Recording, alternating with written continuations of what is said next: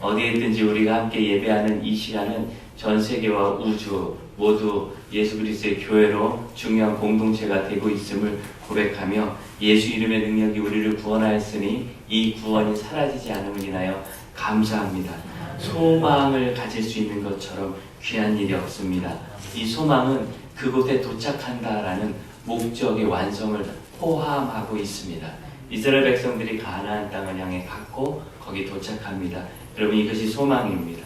그리스도께서 우리에게 구원을 시작하셨고 그것을 그리스도께서 성령 안에서 우리를 이끌사 완성하실 것입니다. 그래서 우리는 소망을 갖습니다. 이스라엘 백성들이 가나안 땅에 들어가서 그 큰 성 여리고를 무너뜨리고 범죄로 흔들렸지만 다시 정비하여 그리고 두 번째 성을 무너뜨린 후에 이 아이성 전투에 그들이 무엇을 했느냐면 하나님께서 명령하신 대로 제단을 쌓고 그 제단에 번제와 화목제물, 번제는 다 불태워서 드려서 모든 것이 하나님께 바쳐집니다 하는 것이고, 화목제는 이 제물을 통하여 하나님께서 우리를 받으시고 우리가 하나님을 믿는 백성이 됩니다 라는 고백입니다. 이렇게 드리고 그리고 그곳에서 축복과 저주를 선포합니다. 이스라엘 백성의 절반은 에발산에, 절반은 그리심산에 서서 축복과 저주를 선포했다는 거지요. 에발산과 그리심산은 예루살렘으로 북쪽으로 수십 킬로미터 정도 가면 있는데 이 산 두 개가 참 묘해요. 마주보고 있는 쌍둥이 산처럼 이렇게 두 개가 딱 서 있습니다. 그리고 이제 그 사이에 흔히 골짜기라고 하는데요. 성경에 있는 골짜기는 우리가 생각하는 골짜기가 아니에요. 우리가 생각하는 골짜기는 이렇게 푹 패져가지고 물 흘러가고 그 다음에 뭐 하죠? 백숙을 먹죠 거기서. 이런 골짜기인데 성경의 골짜기는 산 두 개 사이에 있는 것을 그냥 골짜기라고 해요. 그래서 가까운 곳은 뭐 수킬로미터, 2, 3킬로미터도 있고 먼 것은 골짜기라는데 평지가 20킬로미터예요. 이쪽 산부터 이쪽 산 사이니까. 그래서 이렇게 푹 파진 골짜기는 아니다. 그런데 그리심산과 에발산은 제가 재보지 못했는데 그렇게 멀리 떨어져 있진 않아요. 아주 가까운 지역에 있고 그 사이에 평지, 도시가 지금도 있어요. 여러분 이스라엘 지도를 보고 나블루스라는 곳이 나오는데 거기가 지금 사마리아 지역, 그리심산, 에발산, 세겜, 성경에 그런 지역들이 거기 있습니다. 그래서 그리심산과 에발산 사이에 난 이 평지에 길을 따라가면 그 끝에 세겜이라는 이스라엘에게 또 중요한 도시가 나옵니다. 그런 자리에서 그들이 하나님께서 축복과 저주를 다 명하셨는데 그것을 선포하고 아멘 했다. 이런 장면이죠. 여러분 지금 여호수아서 8장인데 앞쪽으로 살짝 넘어가면 신명기가 있습니다. 신명기 27장을 한번 보시겠어요? 우리 영상 예배 드리는 가족들도 신명기 27장을 찾으실 수 있으면 한번 찾아보시죠. 27장 11절입니다. 예, 27장 11절. 모세가 그날 백성에게 명령하여 뭐라고 하느냐면 요단을 건넌 후에 6지파가 나와요. 시므온, 레위, 유다, 이사갈, 요셉, 베냐민 6지파가 나오죠. 이 백성들은 축복하기 위해서 그리심산에, 그 다음에 13절에는 또 6지파가 나옵니다. 르우벤, 갓, 아셀, 스불론, 단, 납달리 이들은 저주하기 위해 에발산에 섰어요. 그리고 레위 사람들 13번째 지파라고 할 수 있죠. 레위도 지파인데 이들은 하나님께 번제처럼 바쳐진 지파가 됐다 해서 숫자를 계수할 때 들어가지 않습니다. 이 레위 사람들은 그들에게 하나님의 율법을 선포합니다. 그래서 15절 보면 장색의 손으로 조각하였거나 이제 어떤 공방에서 만들었다는 소리예요. 부어 만든 우상은 여호와께 가증하니 그것을 만들어 은밀히 세우는 자는 저주를 받을 것이라. 그러면 백성들은 아멘 해라는 거예요. 아멘. 한번 해볼까요? 제가 16절 한번 해보겠습니다.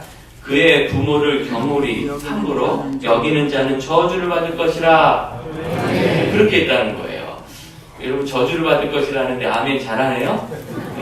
저주를 받을 것이라 아멘을 한 게 아니라 부모님께 함부로 대하면 저주를 받는다에 아멘 하는 거예요.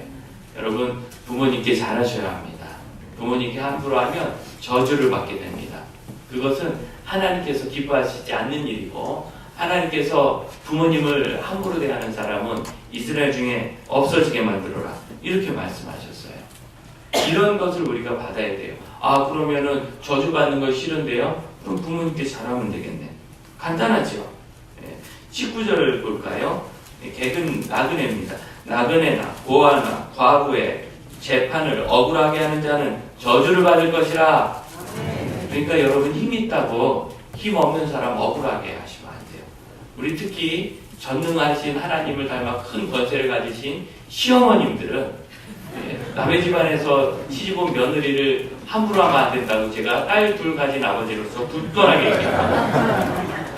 그러니까 이건 나는 재판을 하지 않는다 생각할지 모르지만 우리는 많은 경우에 힘이 있거든요. 언제? 식당에만 가면 여러분 돈 10,000원 내서 설렁탕 한 그릇 먹어도 종업원과 식당 주인한테 되게 힘이 있어요. 그래서 못된 짓도 할 수 있고 괴롭힐 수도 있고 그런데 그렇게 하면 저주를 받는다. 여기 아멘을 하는 거예요.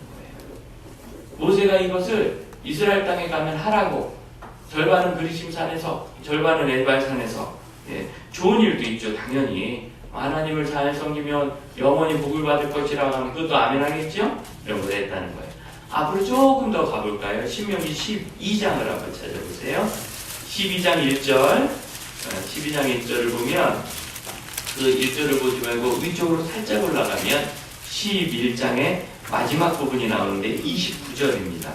11장 29절 내 하나님 여호와께서 내가 가서 차지할 땅으로 너를 인도하여 들이실 때 너는 그리심산에서 축복을 선포하고 에발산에서 저주를 선포하라. 이것을 하나님께서 명령하신 거예요. 우리가 거꾸로 올라갔지만 다시 이야기하면 신명기 11장에는 하나님께서 이스라엘 백성들에게 축복과 저주를 절반씩 나눠 선포해라 명령했고, 그리고 그 명령하신 것을 받아서 모세가 후계자 여호수아와 백성들에게 너희가 가나안 땅에 틀림없이 들어가는데 들어가게 되면 에발산과 그리심산 절반씩 나눠서 거기서 축복과 저주를 선포하라. 이렇게 하나님의 명령을 진행한 겁니다. 그럼 하나님께서 이것을 왜 명령하셨을까? 그랬더니 32절 내가 오늘 너희 앞에서 베푸는 모든 규례와 법도를 너희가 지켜 행할지니라. 이 산에 올라가는 게 중요한 게 아니고 그 산이 특별한 산이어서가 아니고 그곳에서 하나님께서 명령하신 모든 규례와 법도를 지키도록 그 일을 해야 되는 거구나. 왜냐하면 이 땅을 하나님께서 주신 이유는 땅이 있으면 좋잖아. 그것도 결국은 좋으니까. 결과적으로 그렇지만 하나님께서 주신 목적은 이 땅에 하나님의 백성을 세워서 하나님 뜻에 순종하는 사람은 이렇습니다 하는 것을 보여주는 시범 케이스, 모델로 세워주신 거거든요. 그러니까 그들은 그 땅에 들어갈 때 자기의 존재 목적을 잊으면 안 돼요. 하나님의 선하신 뜻에 순종하고 세상의 악은 거절한다. 이 뜻을 잊으면 안 돼요. 그래서 어떻게 생각하면 정착의 초기 단계를 할 수 있습니다. 여리고성을 정복하고 아이성을 정복하고.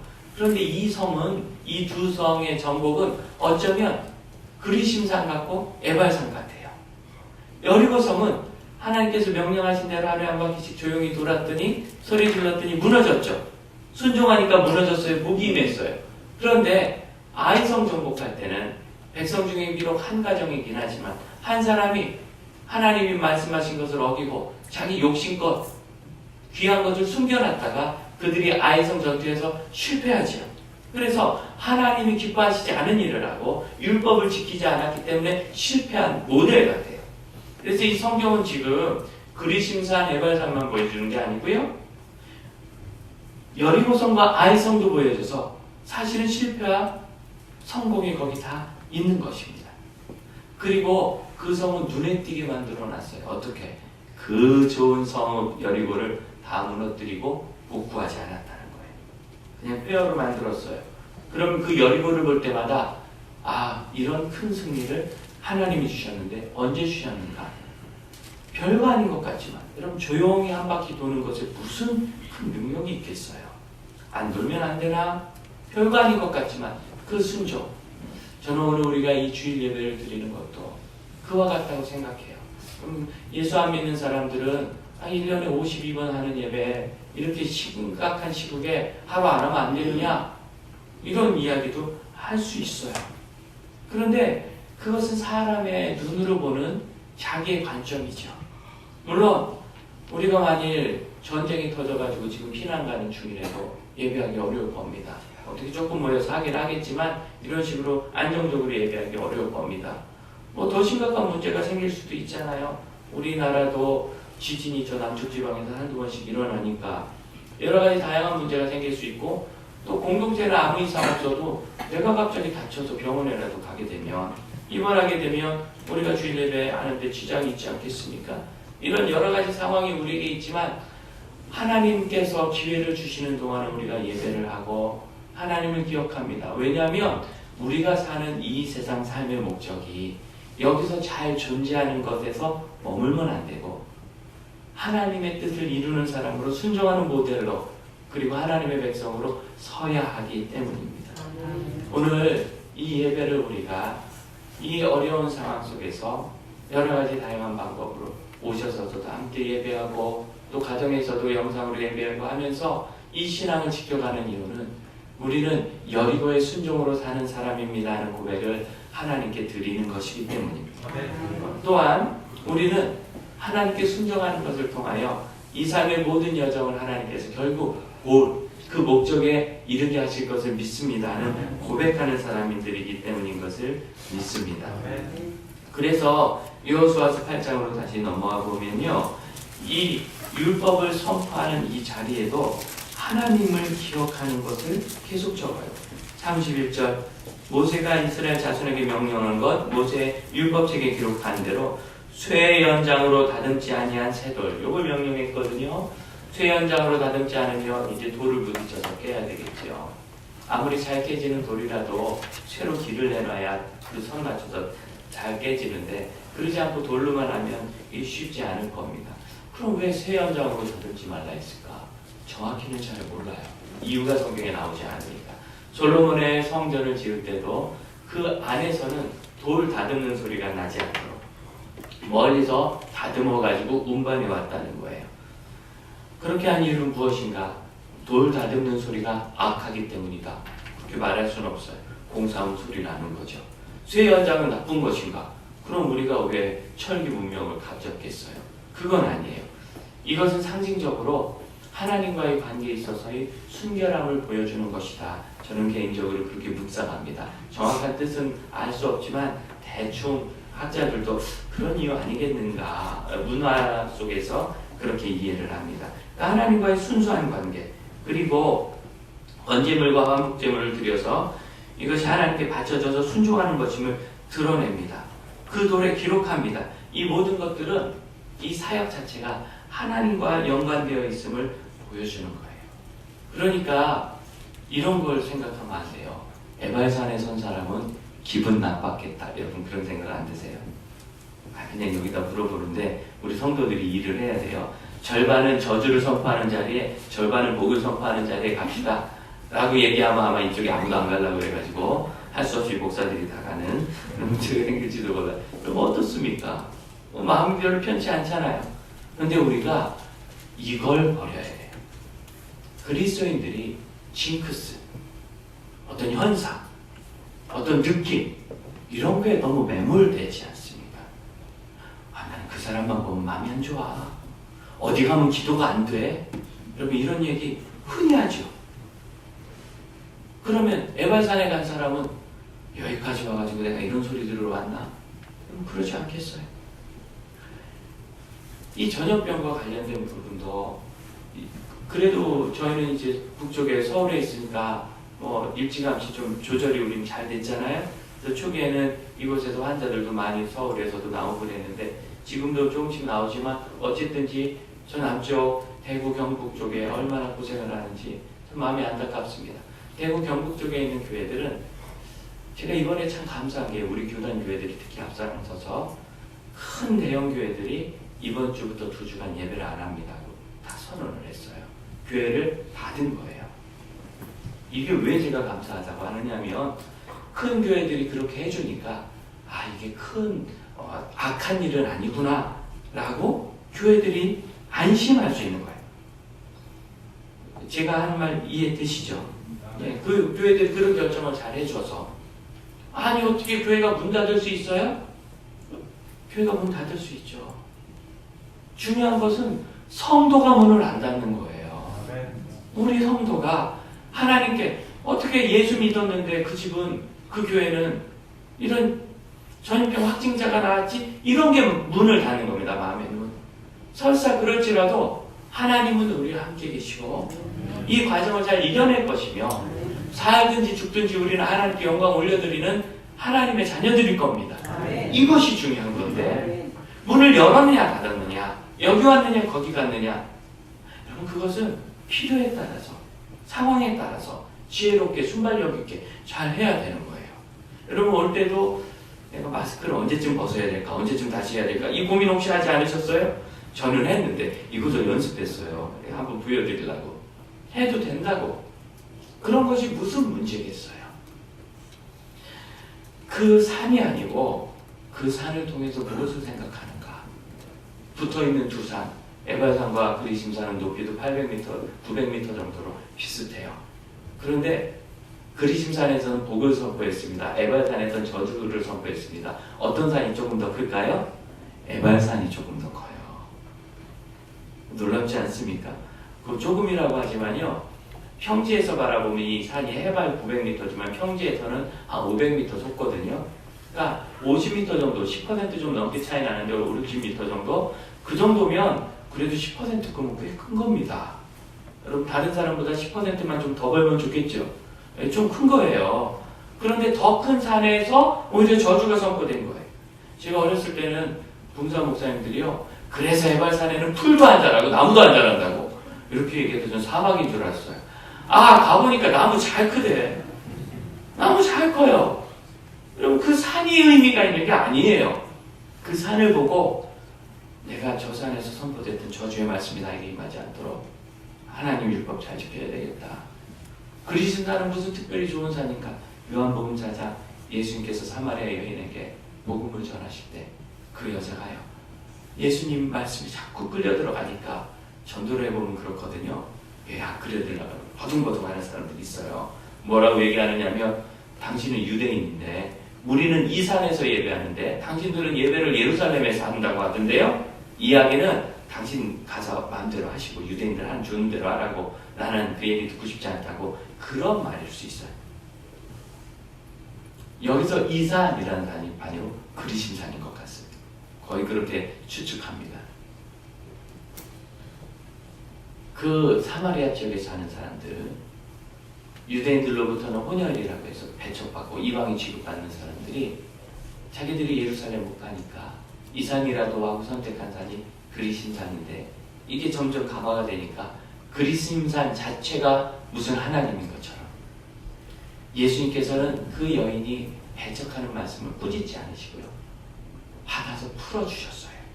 이 산도 아니고 예루살렘도 아니고 어디든지 하나님께 성령 안에서 신령과 진정으로 진리의 말씀과 진리 대신 예수 그리스도 부활의 복음의 터전 위에서 예배할 때가 오는데 지금이다. 아멘. 내가 지금 예수를 만나야 된다. 예수님 그 말씀하신 거예요. 그래서 이 여인이 예수님을 만나지요. 거기서부터 변화가 일어나서 무슨 소리냐? 우리가 그 산 하는 걸 버리고 의미를 무엇인지, 여러분 이 심각한 이 전염병 탓에 안식하다가 갑자기 나중에도 심각해졌는데, 그러면서 이 사회의 이단의 심각성이 다시 나오고, 그들이 지금 숨어있는 게 강점이었는데 숨어있는 것 때문에 지탄을 받게 되고, 정직하지 않은 것이 신앙일 수 없다는 것, 무슨 얘기를 해도 못 믿게 되잖아요. 늘 거짓말을 하니까. 그곳에 빠졌던 사람이 뭐라고 얘기하느냐면, 점점점 거짓말을 하다 보니까 자기가 집에서 하는 얘기는 정말 80%가 거짓말이다. 부모한테 속이고 형제들에게 속여야 되니까 나와서도 자기가 너무너무 거짓말을 아무렇지도 않게 자신 있게 하고, 그러면 어느 날 그게 회의가 들었다는 거예요. 난 정말 생전 거짓말하고 말해본 사람인데 그렇게 살려고 애썼는데 어째 이렇게 됐는가. 이런 것들이 드러나죠. 여러분 시간이 지난 다음에 이 사태가 기억나면 안 되고요, 그것이 주는 의미가 생각나야 돼요. 우리가 그때도 어떻게 믿음을 지키고 흔들리지 않았는지. 여러분 평안한 때에는 그가 위대한 사람에게 드러나지 않습니다. 하지만 살갗이 다시 찔리면 피가 나듯이 고통이, 위기가, 억울함이 그를 공격하면 그때 그 속에 있는 성품이 나와요. 그리스도 안에 있는 선한 마음과 양선과 자비가 나눌 수도 있고, 그렇지 않으면 호획한 마음, 이기적인 마음, 공격하는 말이 나올 수도 있죠. 1993년 변산 앞바다에서 위도라는 섬에서 출항한 배 한 척이 갑자기 가라앉아서 참 많은 피해가 있었습니다. 그날 아침에 주일이었는데요. 10월 10일. 폭풍이 심하니까 배 출항을 자제하라 라는 연락이 왔고, 선장이 오늘 못 나간다고 그렇게 이야기를 했는데, 그 섬에 놀러 들어왔던 사람이 오늘 못 나가면 나 내일 출근 못 한다고 야단을 치고, 어민들은 이 해산물 다 썩으란 말이냐 하고 데모를 하듯이 하니까 선장이 좀 우유부단했던 사람 같아요. 그 배가 출발했어요. 221명이 정원인데 362명이 탔어요. 100톤짜리 배에 실은 해산물만 10톤이었는데 그 해산물을 또 빨리 내리려고 나르기 힘드니까 배 고물에만 잔뜩 쌓는 거예요. 그래서 이 배가 100톤밖에 안 되는 배가 10톤짜리 해산물을 앞에 얽고 사람 362명이나 태우고 가다가 출발하면서부터 기웃뚱했고, 하루만큼 조금 얼마 안 가다가 저만큼 가다가 도저히 못 가겠다고 선장이 돌렸는데, 돌려서 오는 것까지 잘했는데 갑자기 옆구리에 파도 맞자 훅 넘어졌는데요. 이 조그만 배에 많이 싣다 보니까 사람이 쏠리고 다시 일어나지 못하고 그대로 가라앉아서, 여러분 362명 타서 사망자가 292명이었어요. 정원이 221명인데 정원보다도 많은 사람이 죽었어요. 어떻게? 사람들이 아우성아우성. 우리가 지금 이 난리, 이런 여러 상황, 우리가 어쩔 수 없는 것 속에서 어떤 의미를 가지고 있는가? 하나님이 우리에게 허락하신 것은 무엇이며 우리가 무엇을 겸손해야 되는가를 돌아보는 것이 항상 그리스도인의 신앙 아니겠어요? 너 때문이다, 너 때문이다, 이래라 저래라. 그럼 이것은 공동체를 바로 세우는데 도움이 되지 않습니다. 결국 배가 그렇게 뒤집어졌는데요. 그때 제가 군생활 하다가 공무로 좀 나와서 급하게 택시를 좀 탔었어요. 기사님이 라디오를 들었는데 그 사건 얘기가 나올 때 어떤 사람들이 인터뷰하면서 그 배 선장이 달아났다. 그 선장이 구조선을 타고 무태서 내려가지고 사람들 사이로 사라지는 걸 내가 봤다 하는 사람이 여러 나왔어요. 그래서 지명수배가 내려졌어요. 기사님께서 선장이 말이야 자기 의무를 다하지 않고 일찍 도망가가지고 사람 피해가 많았다 이런 얘기를 하는데, 제가 옆자리에 앉았다가 조금 마음이 불편하더라고요. 정말 그런 일이면 그건 나쁜데 정확한 건 아니니까 만에 하나 그분이 배 안에서 그대로 돌아가신 거였습니다. 자기 의무를 다하다가. 우리는 고인과 유족에게 정말 큰 실수하는 건지 모릅니다. 배가 가라앉고 5일 만에 선실에서 선장이 죽은 채로 발견됐어요. 끝까지 자기 의무를 다하다가 그러고서 죽었는데, 그 미망인께서 50대 선장이었거든요. 그 얘기를 듣고 제일 먼저 한 얘기가 이렇게 됐는데 그렇게 억울하게 했다고 하고 기절했어요. 우리는 여러 가지 상황이 있어서요, 그 산 얘기를 너무 많이 해요. 그 산이 어떤 산인지, 그래서 있지도 않은 얘기, 그 산에 나무도 안 자란다는 그분이 나무가 안 자랄 때 가서 봤나, 없는 데만 봤나, 왜 그러셨는지 모르겠지만 산 얘기. 이제 산이 아니라 그 속에는 하나님과 우리와 관계, 교회가 어떤 존재인지, 우리 가정은 어떤 사람들인지, 죽음이 내 앞에 있지 않고 이것이 그렇게 크게 위험하지 않더라도 그러나 우리가 조심하지 않습니까? 그 속에서 우리의 삶은 어떤 것인지 그 의미를 더 찾을 수 있기를 바랍니다. 어떤 분이 돛 닦는 것처럼 얘기했지만 산은 산일 뿐이고요. 그리심은 그리심이고 에발산은 에발산이고, 거기 서 있었다고 해서 저주도 아니고 이쪽에 있었다고 축복도 아닙니다. 오늘 교회 나왔다고 해서 큰 예배고 지배했다고 해서 위축된 것도 아닙니다. 그냥 각자의 상황에 따라서, 형편에 따라서 혹시 내가 다른 사람에게 피해를 주지 않을까 조심하는 것이고, 여러분 그런 것 말고 이것이 지나가면서 이 사회의 지금 대처 방법을 보면 그동안 있었던 갈등이 한꺼번에 쏟아져 나오듯이 서로 공격하고, 세상에 전염병 대처하는데도 진영이에요, 진영. 이 심각한 문제를 그대로 마치 그 이단이 심각한 것처럼 드러내고 있습니다. 사랑하는 형제자매 여러분, 저와 여러분은 교회입니다. 성도입니다. 그리스도의 선한 복을 이루실 수 있기를 축복합니다. 기도합시다.